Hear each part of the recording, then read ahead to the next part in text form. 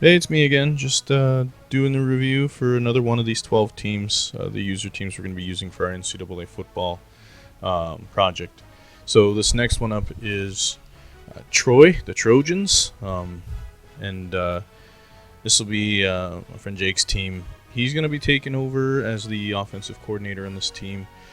Traditionally, Troy was running like an I formation. Larry Blackney was in his 14th season in 2004, so he's had his ups and downs. I've been with the Trojans pretty much since all the way back when they were still an FCS team instead of in the FBS. So long tenured there, but as an offensive coordinator, he's going to want to use a little bit more of a spread system, single back type of setup. So it'll be interesting to see how that goes. So what we're going to do is we're going to break down the roster and taking a look. So they're above average, particularly for the Sun Belt at quarterback. Aaron Leaka Jr. Could have a good year this year, and then I think next year would have a real shot at being an all-conference type of player. DeWitt Betterson could be all Sun Belt this season, especially with the more balanced offense that they're going to run. They aren't going to utilize fullbacks too much in their style of offense, so we'll just go look at their wide receivers. Jason Samples is kind of on a more elite level for this particular conference, and then you've got some decent wide receivers. I think the only real drawback is you do have some older players, especially a wide receiver that you're going to have to replace through recruiting.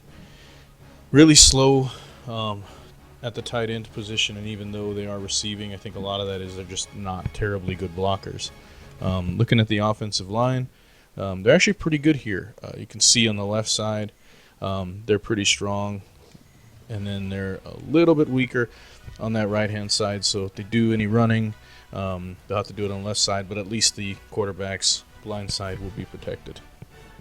Taking a look at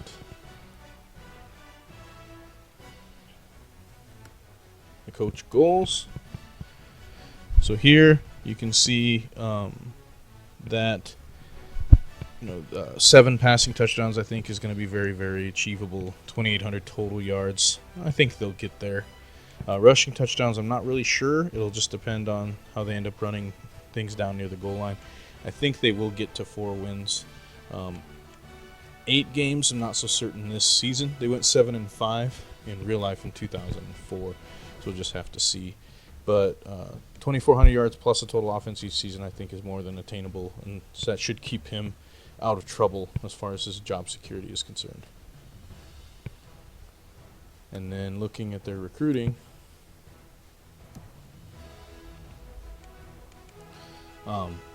again, much like a lot of the Sun Belt teams, the only thing they really have going for them is their stability. As I said, Larry Blackney's been there a long, long time, so that helps some of that. Should help them in their recruiting if they can find somebody that is looking for that. But otherwise, you're really just looking at either average or below average in all other areas. And then as far as what they have to recruit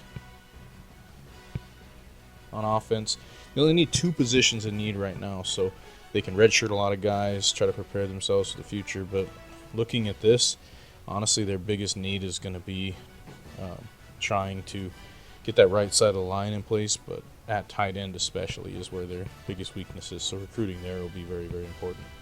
Well, tell us what you think. Do they get to 8 wins? I'm going to say no. I think 7-5 might be a really good place for them to sit in comparison to the other teams they're going to be playing in the Sun Belt. But let me know what you think.